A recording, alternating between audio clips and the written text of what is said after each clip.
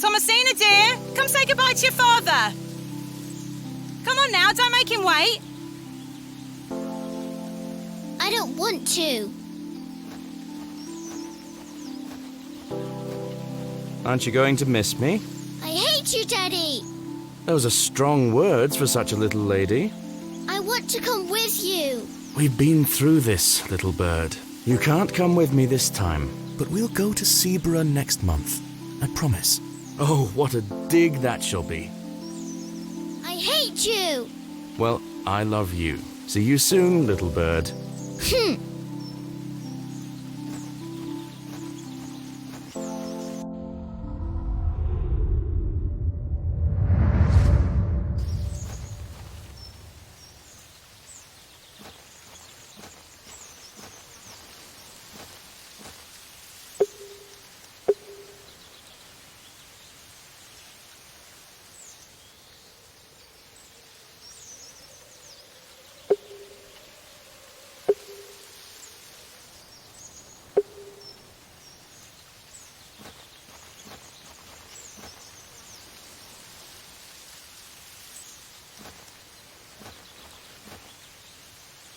Resin has been oozing from the stump. It looks set now.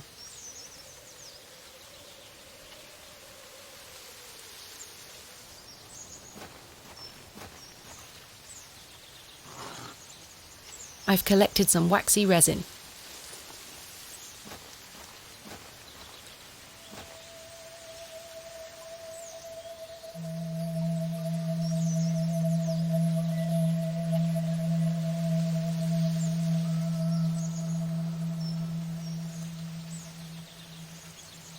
It's the old woman I saw at Bewley Station. Please, forgive my intrusion. Are you Mother Mildred? Some call me that. I prefer Mildred Walker, given as that's my name. Apologies. Thomasina Bateman. I think we met at Bewley Station. I take it Panswick's men have cleared off. Good riddance. Those ruffians would cut their own noses off if he asked them to. I recognised you the moment I laid eyes on you at the station. I beg your pardon? Oh, yeah, it's quite a striking family resemblance. You have your father's eyes, Miss Bateman. You knew my father? Such piercing blue eyes he had. What a handsome young man. William. He was here, in Bewley. Oh, yes. A long time ago, mind. 25 years by my reckoning. But I'll never forget those eyes. Why was my father in Bewley? He were helping Samuel Bryden excavate Hobbs Barrow. You must be jesting. Do I look like I'm jesting? I understand you might be able to help me comprehend the contents of this journal. A journal, you say? Yes, it was slipped under my door. I have no idea who it belongs to. It contains peculiar drawings and strange passages. Arthur Tillett told me you might be able to help. I'm not a witch, you know. I didn't think you were, Miss Walker. Good. Well, let me take a look then. These drawings mean nothing to me, I'm afraid. Oh. But I think this belonged to your father. Why do you say that? This journal contains an account of when I met him, you see. You don't recognise your own father's handwriting. It's been so many years since I've seen it. How did you come to meet my father? One might say I have a reputation in these parts. Folks from all around come to me for help with their ailments. Hernwood is abundant with flora that, if mixed correctly, will cure almost any ill. Your father must have caught wind of this, as one day he came to me, asking for a cure. A cure for what?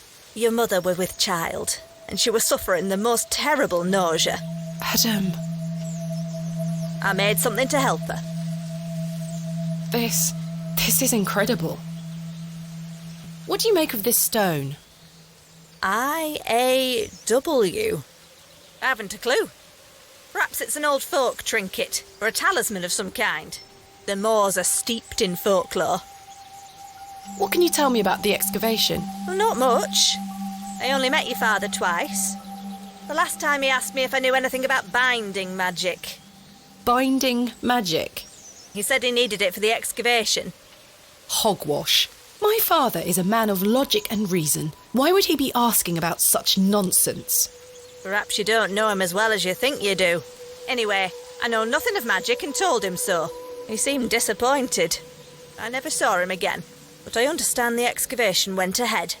Samuel Bryden hanged himself not long after. Reason enough for you to stay well clear of that place. You never saw my father again after the excavation? No, I always assumed he just went home. Who excavated Hobbs Barrow alongside Samuel Bryden and my father? From memory, it were just the two of them. What do you think my father meant by binding magic? I've no idea. He didn't explain more and I didn't wish to pry. This just doesn't sound like my father at all. You'll have to ask him yourself. I'm afraid my father has been incapacitated since I was a child. He cannot speak nor move. Terrible. Oh, I'm sorry. You said that the flora here could cure almost any ill. Almost, my dear. But your father's affliction sounds beyond my abilities. The landlord of the Plough and Furrow told me about a folk tale associated with Hobbs Barrow. Something about a goblin. Are you familiar with it? No doubt there is such a tale. Name any beastie you can think of and someone round here will have a story about it. My thoughts precisely. Charles Bryden mentioned there was a third man involved in the excavation. Is that so? Well, you best ask him about it. He knows more than I do. Can you tell me anything about Leonard's shoulder? I know of him, as is the nature of such a small town. I also know he invited you here. Little escapes you, Miss Walker. So they say. My path rarely crosses with his. Let's put it that way. But he's a nice enough fellow. I see. Do you know Lord Panswick? I know his labourers make a mess of these woods, the brutes. The man himself hasn't graced me with his presence. You've never met him? Not since he were a wee lad. A maid brought him to me with a sore stomach. It were all the rich food they were feeding him, nowt more. Thank you for your help, Miss Walker.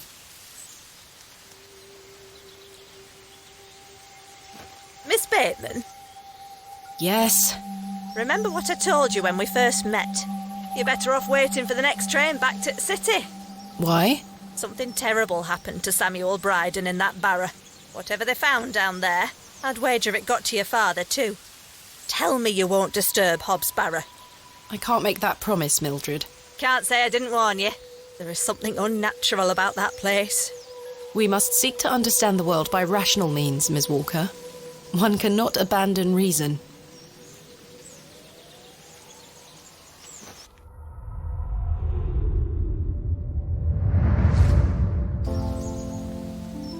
Thomasina! Thomasina, come here this instant. I'm playing with Josephine.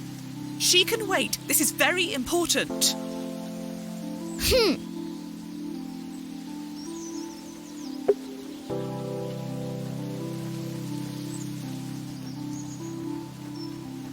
What is it, Mummy? It's your father. Daddy's home? No, my dear. I must go to Bakewell with haste. Miss Bowes will look after you whilst I'm gone. Is that clear? Where's Daddy? He's had an accident. What happened? He's come off his horse. Silly Daddy. Will he be all right? Of course he will be fine. Your father is as strong as an ox, but I need to go collect him, all right? Can't I come too? No, dear. Miss Bowes will look after you. But I want to come. Go pick up your dolls, then come inside, all right? Yes, Mummy.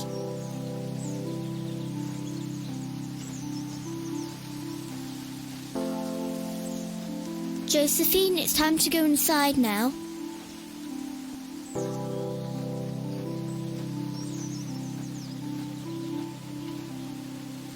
Where did Mummy go?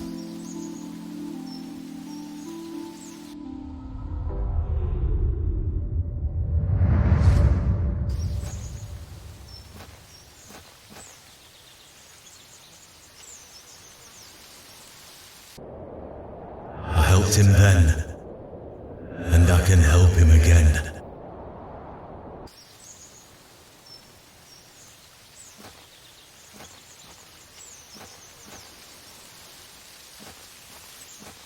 Arthur, you won't believe it. The journal belongs to my father. He was here in Bewley. Arthur? Hello? Oh, sorry. I'm trying to remember something. What is it? I'm not sure. Something in the woods. It will come back to me. You say your father were in Bewley? Yes! Mildred said that he helped Samuel Bryden excavate Hobbs Barrow 25 years ago. Well, I'll be. Let's talk about it tonight at the plough.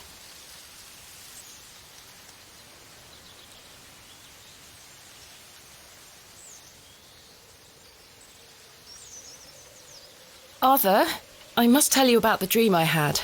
I was at Hobbs Barrow and there was a creature. It told me it saved my father from something inside and that I would find proof of this in the morning. Sure enough, when I awoke, the journal was in my room.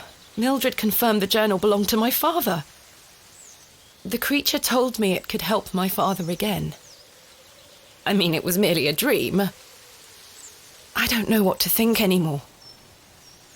Arthur? Arthur, are you listening? Fine then, we'll talk later. I hope you piece together your memories.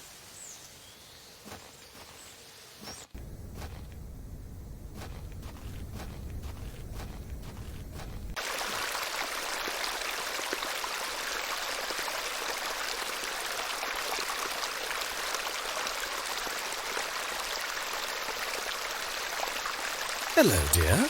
Good day. I believe we've met. Miss Thomasina Bateman, the famous antiquarian. My reputation precedes me. I can assure you it does. And you are? James. Are you a painter? You see this beck before you. Look at the water. See how it tumbles and falls. I seek one spot on which my eyes can rest, be it a stone or a small corner of the current. I meet it with my gaze, and out of the tumbling and falling, a new land rises. I see a new world. You certainly have the eloquence of an artist. What are you painting? A new world. Quite the ambition. Indeed, my ambition knows no bounds. Can I see it? Not yet. It's not finished. And such a world is not complete without you in it. You flatter me, James. Nonsense. Say you'll let me paint you.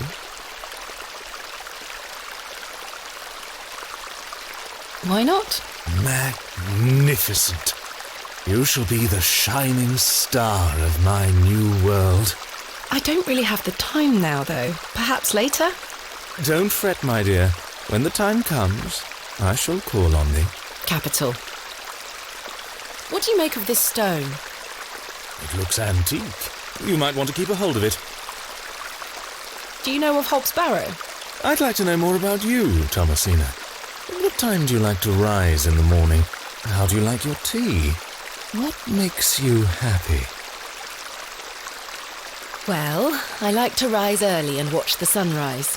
With your husband, I'm sure.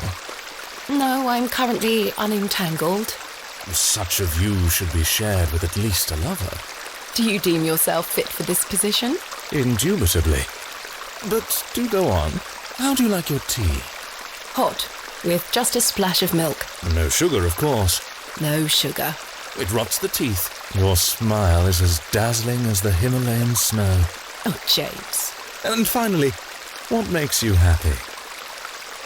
Spending time with my father. I should like to meet him. Perhaps you will. And you, James? I propose the same queries to you. All in good time. My truths will surround you in good time. Do you know Leonard Shoulder? A man of Bewley? Yes. I care not for the men of Bewley. Only for the visitors. What do you know of Lord Panswick? A fine gentleman. Now that is someone who commands respect. Do you know him personally? No, I don't think anyone can really claim that. But what a tiring subject. Shall we discuss something a little more exciting? Goodbye. See you soon, my dear.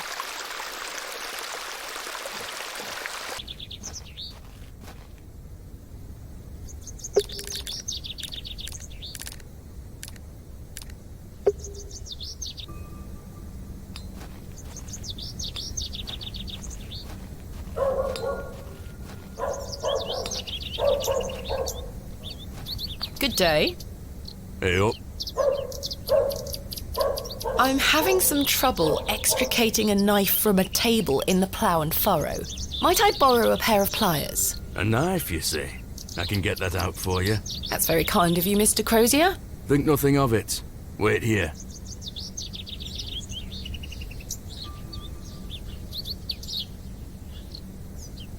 That were a struggle. Here you are. Thank you so much. Look at this, Mr. Crozier. It's my father's journal. Oh, aye? Why are you showing me? Did you slip it under my door last night? Ha! Have you gone daft? Why would I have your father's journal? Never mind. Did the sketches inside mean anything to you? Looks like a load of rubbish to me. I found out my father visited Bewley 25 years ago. William Bateman, perhaps you remember him? I would have been just a lad. What were he here for? That's what I intend to find out. What do you make of this stone? Don't look like out to me. Are you familiar with any local folklore? Oh, aye. The old cobbler used to tell me some right stories. Swore he sold a pair of boots to a goblin when he were a young man. A goblin, you say? I take it this cobbler was a regular at the Plough and Furrow? Never drank a day in his life. Sober as a judge. Have you been to the Devil's Toe? Yes, I'm familiar with the cairn. Some say they've seen the goblin's daughter there, playing her fiddle. Can't say I've seen her myself, mind. Do you know any other stories about this goblin? I don't have the time to be standing here gossiping about old wives' tales. Apologies. Thanks for your time. Aye. Speak to you later.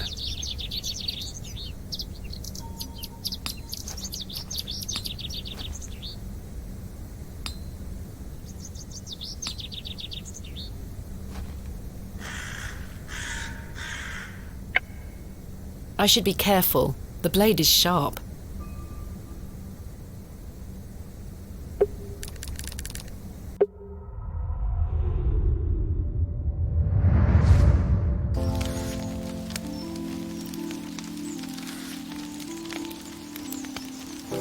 Mummy?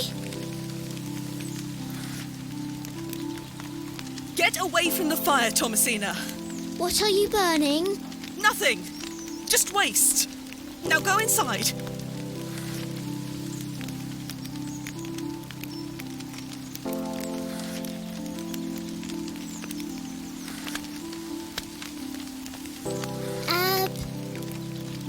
Abrax.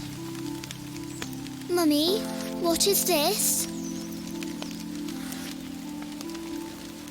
Waste.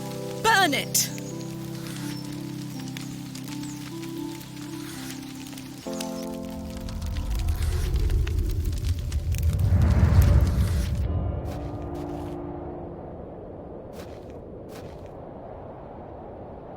This is where I dug up Jane's ragdoll. Hello, Wally. Go away! You gave the doll back to my sister. It wasn't very nice of you to bury her favourite toy, Wally. I gave it to the fair folk, and you stole it back from them. You don't really believe in fairies, do you? You're old enough to know better. They're real, and thanks to you, I'm cursed. There's no such thing as curses either, Wally. Go away!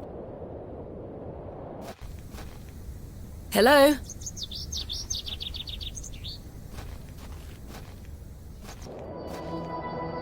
Excuse me, sir. Yes?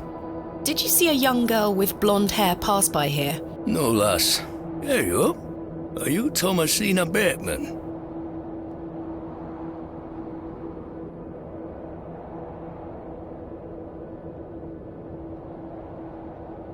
That's my name. How marvellous! It's me, Leonard Shoulder. Heavens! I'd given up on finding you. Please take a seat, Miss Bateman. We have much to discuss.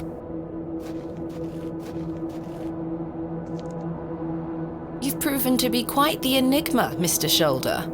I'm mortified. I offer you 1,000 apologies. You see, I've been bound to me bed these past few days with a terrible fever. How dreadful. I take it you're feeling better now? Aye. I were on me way to find you when I stopped here to catch me breath. I've not much go in me these days. I'm sorry to hear that. I were worried you'd have given up on me and left town. I had no idea what had become of you, Mr. Shoulder. I spent a good amount of time pounding on your front door.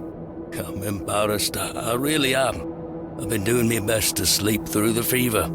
I am so very sorry. Please accept my apology, Miss Bateman. Fine, Mr. Shoulder. I've come all this way. Let us speak of the business at hand. Marvellous. I've just learned that my father was part of a previous excavation of Hobbs Barrow some 25 years ago. Why didn't you mention this in your letter? What? Where did you hear that? I have my means. I swear, Miss Bateman, I had no idea. I take it you will also deny delivering me my father's journal? I'm confused. What journal? My father's journal was slipped under my door at the Plough and Furrow. It wasn't you who did this. I've been bound to me bed, lass. What an extraordinary coincidence. You are following in your father's footsteps. It would seem so, Mr. Shoulder. Why did you invite me to excavate Hobbs Barrow? I've always been curious about the colourful folklore surrounding the place. My father told me all sorts of stories about it when I were a wee fellow. Stories that some folk around here take a little too seriously, especially after those lads entered the Barrow a while back. How did you know about me? I saw your interview in the Bakewell Times. A young lady travelling about the land, digging up barrows. Perfect for the job. But why do you wish to excavate the barrow? I want to see what those lads found in there. My curiosity has grown over the years, and now it is time for the mystery to be solved. I must say I am rather eager to find out what's in there myself. I've managed to find Hobbs Barrow, but Mr. Bryden is yet to give me permission to excavate. Is that so? Keep trying. He'll relent eventually. Perhaps you could have a word with him. Oh, no. A lovely young lass such as yourself has a better chance of changing his mind than a shaky old goat like me. You told me in your letter there would be no issue gaining access to the barrow. I didn't foresee any when I wrote to you. I'm sorry this has been more complicated than anticipated. Don't give up yet, Miss Bateman. Keep trying with Mr. Bryden. Did you know my father?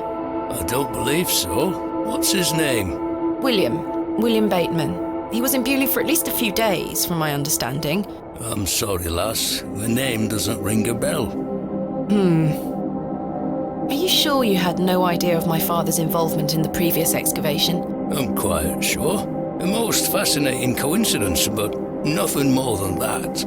I'm starting to wonder if it's more than mere coincidence, Mr. Shoulder. Miss Bateman, I did not take you for a credulous individual. I'm none of the sort.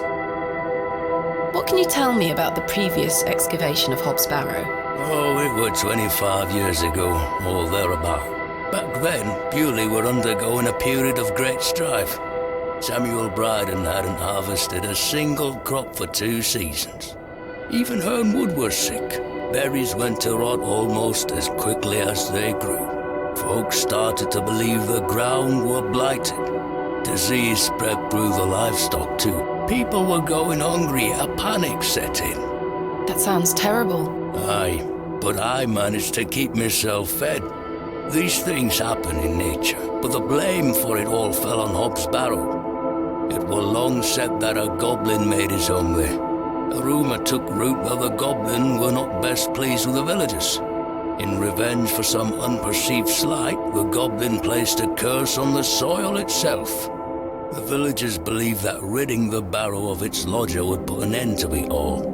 Hogwash. My father would have paid no heed to such tales. Whether it were his intent to join the excavation when coming here, I do not know. But whatever it were that Samuel Bryden and those lads did inside that barrow, people say it did the trick. The crops started to grow back, and health returned to the livestock. Bewley were no longer in the grip of dark forces. You must understand, folk here are a superstitious lot. They don't want you disturbing whatever it were those lads did.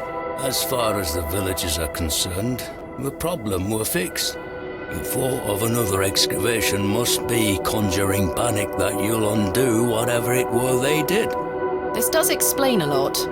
And it's also why I'd venture nobody round here wants you to touch the place. Except for you. I want to know what's there. Surely you don't believe these tales of goblins and curses to be true? Not at all. However, I suspect those lads did find something in the barrow. But did it have any connection to failing crops and dying livestock? No. I can assure you there's nothing to fear. Coincidence reigns supreme. So what do you think they found? That is for us to discover, Miss Bateman. Who was the third man who joined my father and Mr. Bryden on the excavation? I'm afraid I don't know. Although I'd heard about the excavation and I were intrigued by it, I mostly stayed at home during that time. The atmosphere in the village was rather too tense for me liking. And besides, the excavation were undertaken with an air of mystery about it. Tell me more of this folklore you mention. It is said that Hobbs Barrow is home to a goblin.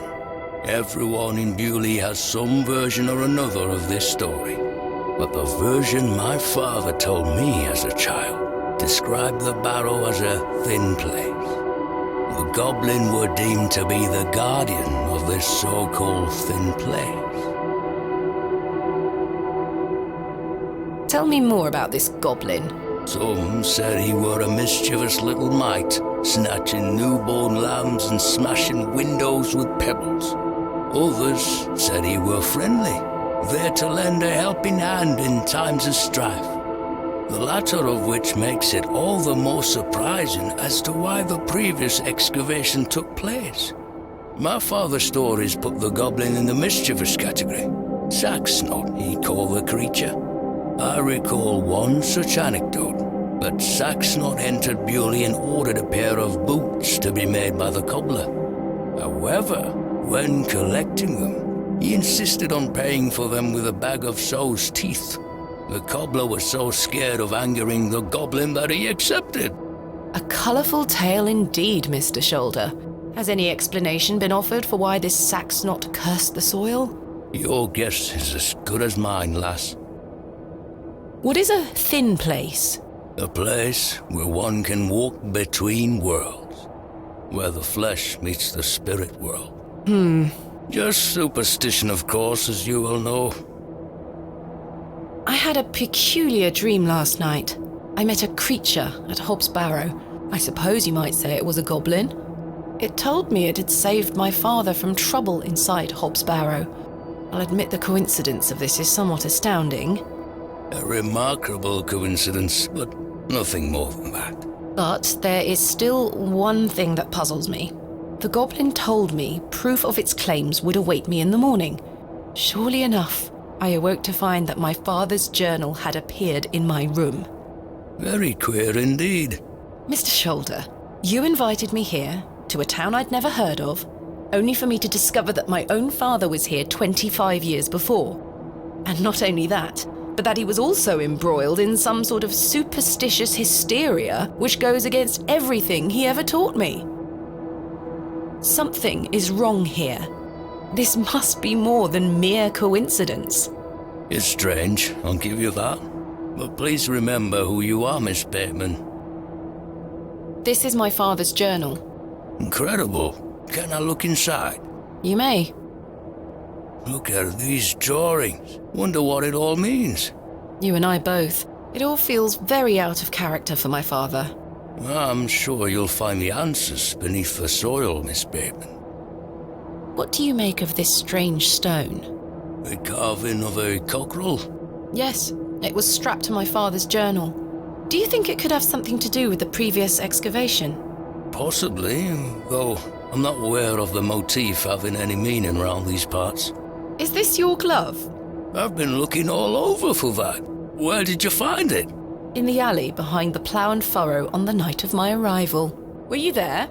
As I say, I've been bedbound for several days, Miss Bateman. How odd. Can I please have it back? Here. Thank you.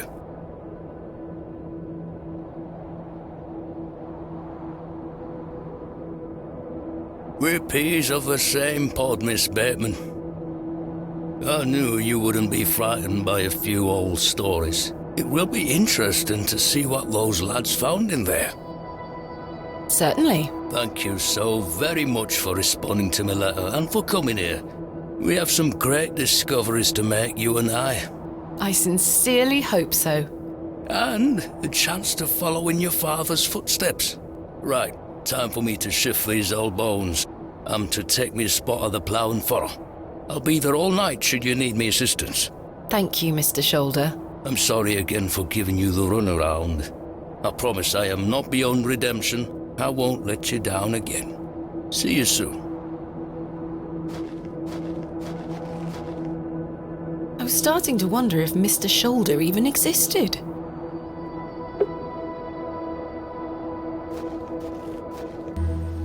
The day was starting to test me. The word coincidence felt insufficient to explain what was happening. It was after that first conversation with Leonard Shoulder that I started entertaining thoughts of a truly irrational nature. What if my dream wasn't just a dream? What if it was all more than simple coincidence? What if that thing really could help my father? Good day, little one. Hello? What's this? A fiddle bow? There's no string. My name is Thomasina. What's yours? Don't be shy. I don't mean you any harm.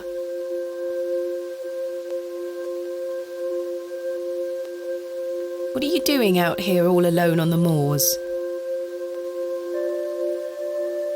Do you live here?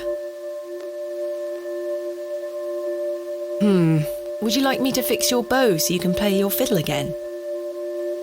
Yes? Hey!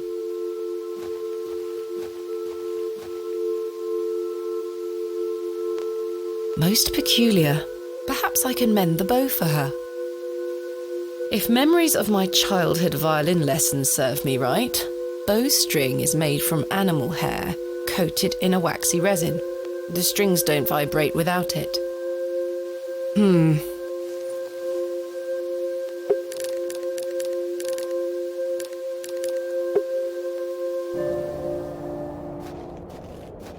Good day, Mr. Bryden. Miss? I'll stop you there. I know what you're going to ask. No, I haven't changed my mind. There'll be no digging here, lass. Mr. Bryden, allow me to explain. There has been an astonishing development this morning. Yes? My father was with your brother during the excavation. Oh. Yes. Can you believe it? I had no idea he had been here. The answer's still no, lass. I saw what happened to poor Samuel. I won't risk the same happening to anyone else. But... That's enough now. You can feast your eyes on that hovel to your heart's content, but there'll be no digging. No questions. I'm not... But... Off with you. What do you make of this stone, Mr. Bryden? It was strapped to my father's journal. Wait a minute. Let me see that. By God. Wait here a moment. I need to get something from inside. I waited for what felt like an age, and I realised that Mr. Bryden must have been in a great debate with himself, wondering whether or not to share his own piece of the mystery with me. The goat stared at me, seemingly in pity, as I stood there in that rolling fog. Finally, Mr. Bryden emerged. Now then, as far as I know, what I have here is the only thing that Samuel brought back from Barrow. Take a look. Incredible! A pear! That's been in my drawer ever since Samuel passed. I suppose it might be important, so I kept it safe. Fate is clearly playing a part in your arrival, lass.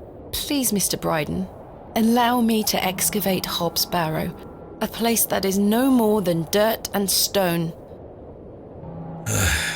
You're not gonna give up, are you, lass? I'm not. Samuel managed to say one thing about those men that helped him. I think it's time I tell you. Yes? He stuttered out that one of those fellows could barely walk after they got out of there. Tongue-tied too, the man were. My father. You what?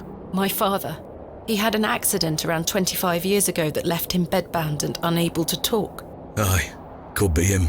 My mother told me it happened in a horse riding accident. Samuel boarded up that barrow for a reason. Something unnatural occurred, I know it. Mr. Bryden, we must rely on our rational faculties to explain any... Promise me you'll be careful. Any sign of trouble, leave without hesitation and we board that accursed place up again. Understood? Wait, you're giving me permission to excavate? Aye. Against me better judgment. I don't have the energy to stop you, lass. Thank you so much. I am grateful. Don't make me regret my decision. Take Samuel's stone. Are you sure? Aye. Give it back to me when you're finished, though. I promise. Thank you. I'll be sure to show you my discoveries, Mr. Bryden. I'd rather you don't. Now then, I've got things to get on with. I don't suppose you can spare any labour to help me with the dig? Don't push your luck, lass. Market's on today. Plenty of able-bodied men about. Ta-ra now. And like that, I finally had permission to excavate Hobbs Barrow. As exciting as that was, I was distracted by what Mr. Bryden said of his brother's associate. There was no doubt in my mind that father was the stricken man he spoke of. You told me he was crippled after coming off his horse. Why did you lie to me? To protect me? To stop me from following in his footsteps? You failed. And so did Charles Bryden. He should have said no. You should have never given me that stone.